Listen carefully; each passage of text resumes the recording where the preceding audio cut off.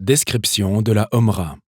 La Omra est permise à n'importe quelle période de l'année, et il est recommandé de la répéter en accord avec ces paroles du prophète. Paix et salut sur lui. تابع بين الحج والعمرة فإنهما ينفيان الفقر والذنوب كما ينفي الكير خبث الحديد والذهب والفضة. Elle est encore plus recommandée pendant le mois du Ramadan et les mois du Hajj. Pour accomplir la Omra, il est obligatoire de passer par des miqat, haltes de sacralisation, pour entrer en état d'ihram, sacralisation. Ces miqat varient selon leur emplacement par rapport au haram, périmètre sacré de la Mecque. Le miqat des habitants de Médine, Dhul Hulayfa, le miqat des habitants de la Grande Syrie, Al-Durfa, le miqat des habitants du Nejd, Qarnu al-Manazil, le miqat des habitants du Yémen, Yalamlam, et le miqat des habitants d'Irak et d'Orient, Datu Irq. Ces miqat sont désignés pour ses habitants et pour ceux qui y passent pour accomplir la Omra. Et celui qui voyage par terre, mer ou air, et où il n'y a pas de miqat, il fait l'effort pour le localiser et se met en ihram quand il arrive au niveau de l'un de ces miqat. Et s'il est confus, il faut qu'il fasse attention et se mette en ihram avant, lorsqu'il pense être proche d'un des miqat. Celui qui dépasse le miqat sans intention d'accomplir les rites, puis en exprime l'intention, ou si c'est une personne qui réside entre les miqat et le haram, il entre en ihram à partir de l'endroit où il est. Et celui qui séjourne déjà à la Mecque ou au haram, il se met en ihram depuis l'endroit le plus proche des frontières du haram, comme la mosquée Tanem. Se mettre en ihram à partir du miqat ou al-hil, pour les habitants de la Mecque, est une obligation de la Omra. La Sunna recommande de se laver avant l'état d'ihram, de parfumer son corps et non les vêtements, et il n'y a pas de mal d'avoir du parfum après l'ihram. Celui qui veut entrer en ihram doit prendre soin de sa moustache, se couper les ongles et s'épiler les poils pubiens et les aisselles s'il y a besoin, afin de ne pas avoir à le faire après l'ihram. Puis, il ôte ses vêtements. La Sunna consiste à entrer en ihram en portant un izar, bas du corps, et un rida, haut du corps, propre et blanc de préférence. S'il souhaite fermer son ridda avec une attache ou s'il porte un sac ceinture pour protéger son argent, et ce qui a besoin de l'être, il lui est permis de le faire. La femme porte ce qu'elle veut, mais ne révèle pas ses attraits. Et si elle a besoin de couvrir son visage devant des hommes étrangers, alors elle abaisse son voile. Il est préférable d'entrer en ihram après une prière obligatoire suivant l'exemple du prophète, paix et salut sur lui, et de ses compagnons, et si le pèlerin avait l'habitude de prier le doha avant midi, ou la prière de la sunna de l'ablution, il est recommandé qu'il entre en ihram après. Puis, il exprime l'intention d'entrer en ihram. Entrer en ihram est l'un des piliers de la Omra, signifiant l'intention de commencer la Omra. Ainsi, celui qui met les vêtements de la Omra sans en exprimer d'intention n'est pas en état d'ihram. Et celui qui exprime l'intention de commencer la Omra est en état d'ihram, même s'il ne met pas les vêtements de l'ihram, mais il commet un acte interdit pendant l'ihram. Et s'il craint de ne pas compléter ses rites, comme la crainte de tomber malade, il peut poser une condition au moment de l'ihram en disant « Si j'ai un empêchement, je resterai là où vous m'avez empêché ». Si le pèlerin commence ses rituels, il doit éviter de faire ce qu'on appelle les interdits de l'ihram, comme suit. Enlever les poils de tout le corps, et il n'y a rien de mal à ce qu'il se gratte la tête ou la lave. Tailler les ongles. Ainsi, l'ongle n'a pas à être enlevé en le taillant, en le cassant ou en le coupant, et s'il se casse, il est permis de le couper, et il n'y a rien à expier. L'utilisation du parfum sur le corps et les vêtements. Celui qui le fait volontairement doit payer la fidya, expiation, et se couvrir la tête pour l'homme comme porter un bonnet, un kéfieh ou un turban, est l'un des actes interdits pendant l'ihram. Il n'y a rien de mal à ce qu'il cherche de l'ombre sous une tente, une voiture, un parapluie, etc. Et si le pèlerin met quelque chose sur sa tête et la couvre sans le vouloir, cela est acceptable. Mais celui qui la couvre délibérément doit payer l'expiation. Se couvrir le visage pendant l'état ihram est licite pour le pèlerin, en accord avec les paroles des savants. Porter des vêtements cousus est l'un des actes interdits pendant l'ihram. Le cousu, c'est ce qui est taillé selon le corps ou les parties du corps telles que chemise, pantalon, etc. Celui qui porte des vêtements cousus doit payer une expiation. Chaussettes et chaussons sont considérés comme du cousu pour l'homme. Celui qui ne trouve pas de sandales peut porter des chaussons. Le chausson, el-khef, est ce qui couvre le pied, en accord avec les paroles des savants. La femme, par contre, est libre de mettre des chaussettes et chaussons. Et la femme ne doit pas se couvrir le visage. Il est interdit aux hommes et aux femmes de porter des gants. Il est interdit de caresser la femme lors des rituels. Et si du liquide s'échappe lors d'attouchements, ces rituels ne sont pas invalidés, mais il devra payer l'expiation. L'expiation pour ces interdits. Choisir entre jeûner pendant 3 jours, nourrir 6 pauvres ou sacrifier un mouton. Tuer un gibier ou y aider est l'un des interdits de l'ihram. Quiconque tue un gibier doit avoir la sanction correspondante. La demande en mariage et la conclusion d'un mariage sont interdites pour le pèlerin. Qu'il soit le tuteur, ou le mari, ou la femme, le contrat est invalide et l'expiation n'est pas requise. Les rapports sexuels altèrent les rites. Le pèlerin doit terminer la Omra, puis la refaire, et l'expiation est de sacrifier un mouton.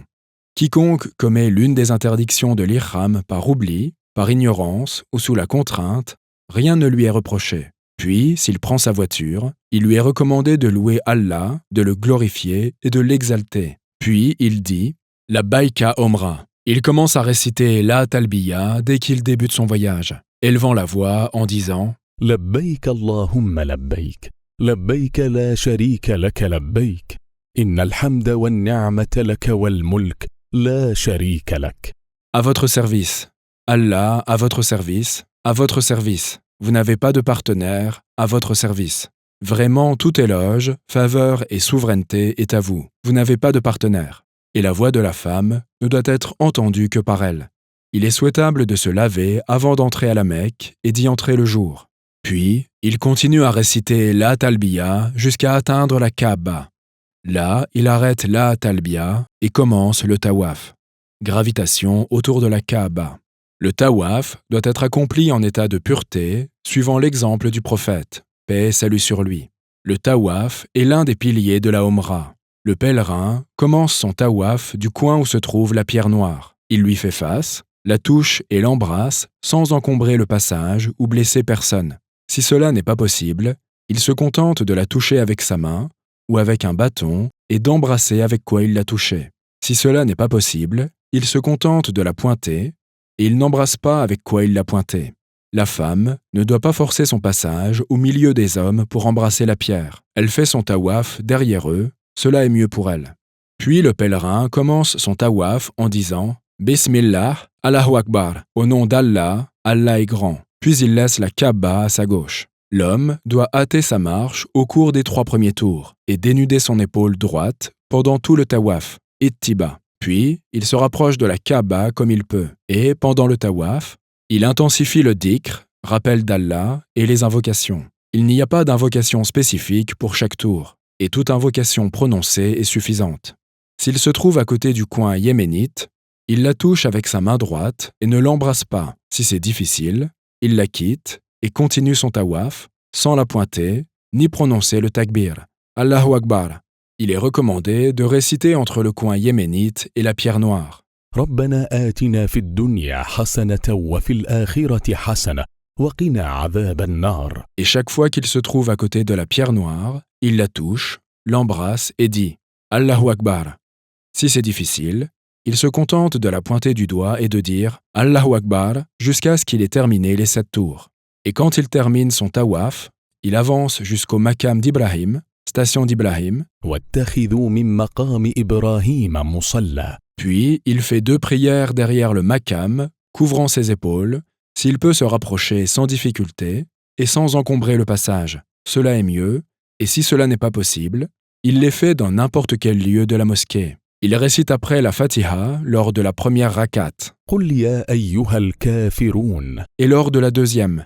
قل هو الله أحد. Et, si c'est possible, il retourne à la pierre noire pour la toucher comme faisait le prophète. Paix et salut sur lui. Sinon, il se dirige vers le mont Safa. Le sa'i, parcours entre Safa et Marwa, est l'un des piliers de la Omra. Quand il se rapproche de Safa, la sunna prescrit de lire les paroles d'Allah إن الصفا والمروة من شعائر الله. et de dire أبدأ بما بدأ الله به. Puis, il monte sur Safa jusqu'à apercevoir la Kaaba, s'il peut, et lui fait face et fait le takbir. Puis, lève les bras et psalmodie. لا إله إلا الله وحده لا شريك له له الملك وله الحمد وهو على كل شيء قدير. لا إله إلا الله وحده أنجز وعده ونصر عبده وهزم الأحزاب وحده. Il n'y a de divinité qu'Allah, Allah est le plus grand. Il n'y a d'autre divinité qu'Allah unique, sans associé. À lui la royauté, à lui la louange, et il est capable de toutes choses. Allah a tenu sa promesse, a secouru son serviteur, et a mis en déroute à lui seul les coalisés.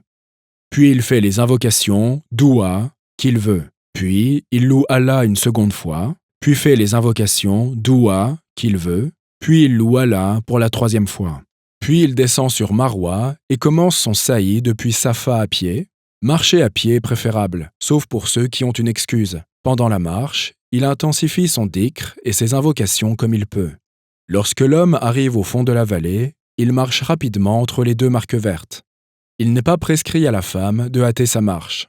En montant à Marwa, le pèlerin intensifie comme à Safa le dhikr et les invocations, faisant face à la Qibla, mais il ne récite pas le verset. Il fera 7 tours, en commençant à Safa et en terminant à Marwa. Si une prière obligatoire ou funéraire a lieu pendant le tawaf, il faut la faire. Après la prière, il reprend là où il s'est arrêté. Quand il a terminé son sa'i, il se rase les cheveux ou les raccourcit. Se raser les cheveux est l'une des obligations de la Omra. Si le pèlerin se rase complètement les cheveux, c'est préférable, mais il peut juste les raccourcir. La femme ne peut que raccourcir ses cheveux. Elle prend ses tresses ensemble, si elle en a, ou prend les extrémités des cheveux et en coupe l'équivalent de l'articulation du doigt. Il est recommandé de se raser la tête en commençant par le côté droit et en terminant par le côté gauche. Celui qui ignore un pilier de la Omra, sa Omra ne sera valide qu'après avoir accompli ce pilier. Celui qui renonce à une obligation, il la compense par un abattage. Et celui qui abandonne un acte de la Sunna, rien ne lui est reproché. Qu'Allah accepte de nous et de vous.